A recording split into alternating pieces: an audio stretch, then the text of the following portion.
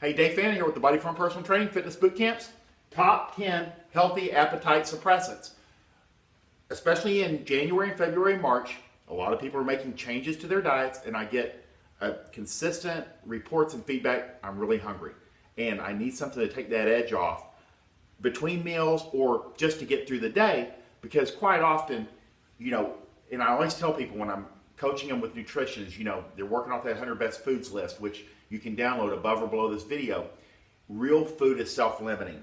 How many apples, bowls of blueberries, chicken breasts, green beans? Eat until you're full and then move on. Don't be hungry, because when you're hungry, it causes a decrease in your willpower and you tend to make mistakes and you end up in the drive-thru when you're hungry. Or if you kind of starve yourself all day and then you get home at the end of the day and your willpower is depleted, then that's how you break into the Haagen-Dazs ice cream and you're overeating in the evening and you kind of like blow the whole day. And it's very common, and it happens to all of us. So, top 10 healthy appetite suppressants, things that you can use to get you through that time when you start feeling hunger. And the idea, the key to an appetite suppressant is the key factor tends to be suppressing hunger by increasing serotonin, which makes you feel better and just you feel full. And some of these things have a little bit of caffeine, some of them have a little bit more fat, and some of them have protein. So we will walk through the top 10. So number one, most important thing for reducing appetite is water, getting hydrated. And one of my best clients, one of my nurses explained, because we knew that sometimes your mind thinks you're hungry when you're actually dehydrated. And I didn't really understand the mechanism. The way she explained it is that when you're dehydrated, your body will crave food because it can draw water, or it can draw water from the food and get you hydrated. Because you can go a month without food, but you can only go about 3, maybe 4 days without water. So it's critical. So if you find yourself walking around constantly hungry, quite often it's probably you're dehydrated. 8 of 8 a day, and in Texas, especially in the warmer months, which is 9 months out of the year, do 10 to 12, 60 ounce glasses a day. Stay hydrated, and it naturally reduces that appetite. And you can also, it's old school, but a glass of water before you start a meal, again, it mechanically fills your stomach. It works. You just don't hear people talking about it because you can't write a $40 book that says drink a glass of water before you eat, and it kind of takes some of that edge off. It makes you full faster. Number 2, start your day with oatmeal. Again, we use a lot of like gluten-free oatmeal nowadays. And there's something about getting some of those carbs, some clean burning carbs early in the morning, along with some proteins, either through whey protein, white protein, or eggs, that just helps. You feel full longer, and it helps carry through the day. And again, if you feel full earlier in the day, it helps you avoid that overeating in the evening. And you're going to get 10 of these, which I always think is a lot. I like to give 3 to 5 tips, but 10, pick one, test it out, see if it works for you. And if it doesn't, that's okay. You got 9 more that you can choose from. But one of the standards is oatmeal in the morning. And you look at most people that are fit for life, and they're eating either a meal replacement in the morning or they're doing eggs and oatmeal. It's like 2 things, and there's all these people, but that's the one thing they have in common. Get moving. Exercise will reduce appetite. In the morning, and if you talk to anybody that trains in the morning consistently, they'll tell you over time, I tend to eat better on the days that I work out. Exercise gives you an adrenaline dump, and it also, which will suppress appetite. And for my clients that train in the evening, the bonus of that is that when they would normally be, sitting down to that meal in the evening, they're training, and then because of the exercise and that adrenaline dump, they tend to not have much of an appetite in the evening. So they're having a healthy breakfast, a healthy lunch, maybe something around 3 or 4 to kind of get them through the training, and then something light in the evening, and they go to bed. And they're moving in the right direction. And that's where exercise is a natural appetite suppressant. It'll definitely take your mind off of it. Number 4, salads and vegetables and fruits. Again, things that can keep you full. Greens. I see a lot of people doing chopped bell peppers and hummus.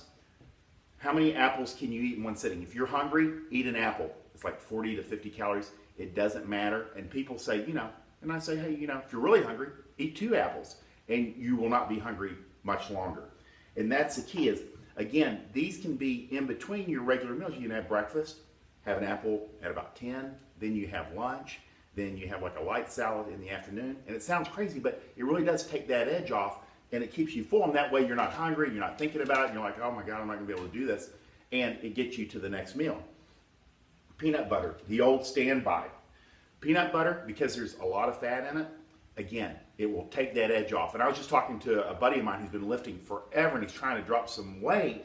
And he says, man, I get up in the middle of the night and I am so hungry.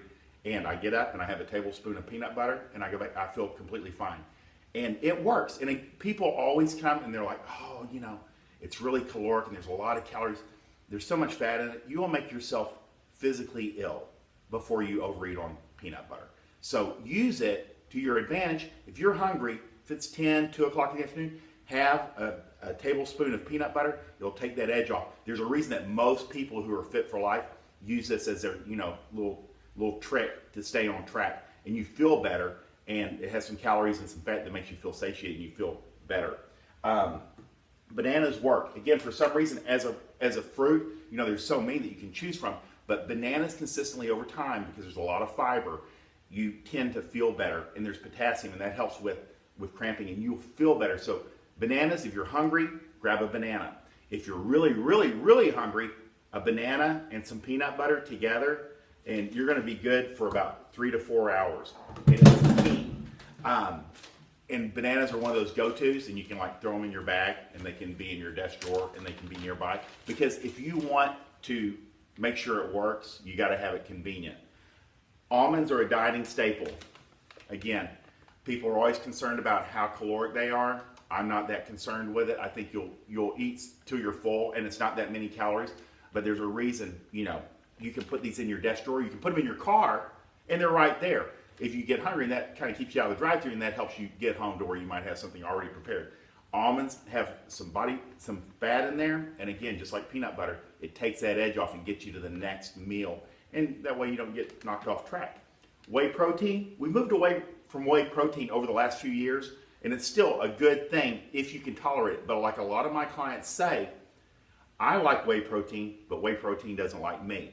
And for a lot of my clients that have kind of aged into their 40s and 50s, that they used to be able to tolerate whey protein, and then over time, literally 1 week, it just doesn't work anymore. So we've been recommending a egg white-based protein. And this has been around since the late 70s, early 80s. This was the very first proteins that were out on the market, was egg white proteins. And it's only about 24 grams of protein for 100 calories.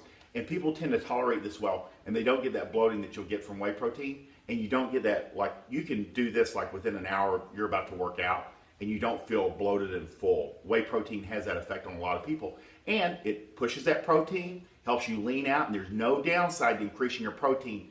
Anytime you're increasing your protein, you're helping increase your metabolism, recovery, you feel better, it's a mood enhancer, there's no downside. And especially for my clients that are over 50, this is key to 1 or 2 of these a day to help make sure you're getting enough protein every day. You want to push that over 100 grams, 100 to 120, and you can literally, and the research shows a gram per pound of body weight, so if you're 150, you can push it up to about 150 a day, grams of protein, and be okay. And you're not going to gain body fat. You're just going to be full and you're going to feel good. And then chocomine, which is a derivative of chocolate, which means it has probably a caffeine component to it. And I don't have any in front of me, but I've seen some of my more high-end, people that have done fitness forever and are very into the organics, and they don't want to use caffeine or certain other products. They use chocomine, and you can look online and Amazon, it'll deliver it to your door and just follow the directions. Chocomine seems to work well for a certain group of people. And then green tea, and this is old school, it's been around forever, and it then came back. Green tea is basically, caffeine, and it tends to take that edge off. Caffeine is the most heavily, extensively researched drug out there, and it is a natural appetite suppressant. It just seems to work, and that's why we're going to go for 10. This is number 10, and then 11, which is your bonus, is what I call the number 1 appetite suppressant we recommend for our clients is Spark. Primary ingredient is caffeine. probably about as much as a cup of coffee and some amino acids. People tend to feel better. And with my clients that are doing, rapid fat loss, and we do some for whatever reason. I don't like to do a lot of, short-term dieting, but if they're dealing with hunger, we usually recommend this at 10 a.m. and at 2 p.m. to kind of help them through that afternoon slump, and they feel better and clarity, and you think better, and you have some energy for your workouts, so you get more out of your workouts. There's just no downside. The Spark is easy. It takes less than a minute to mix into a glass of water, and you're good to go. 10 and 2, or just 10 if you're caffeine sensitive and it tends to keep you up at night. This works. It works like, nearly nothing else. So that's your top 10 plus a bonus appetite suppressant to help you stay on track. And again, you don't even if you're not in a caloric deficit, just when you're changing your nutrition over from eating whatever you want or mindless eating, you're going to feel some hunger because you're changing up your patterns, and mentally you probably feel deprived. This will help take that edge off and help you through those dips, the inevitable bad days or where you're just not feeling it, to help you get to the next healthy meal and keep you on track. And that's the goal. It's just consistency over time. And these are the little tricks of the trade that I want to put in front of you and give you a strategic advantage, give you every advantage you can have to get to the goals that you want, and then stay in shape for the rest of your life, because that's the goal. Fit for life. So if you like this video, like it, share it, comment below. I'm Dave Fannin with the Body Firm Personal Training Fitness Bootcamps. Hope you guys have a great day.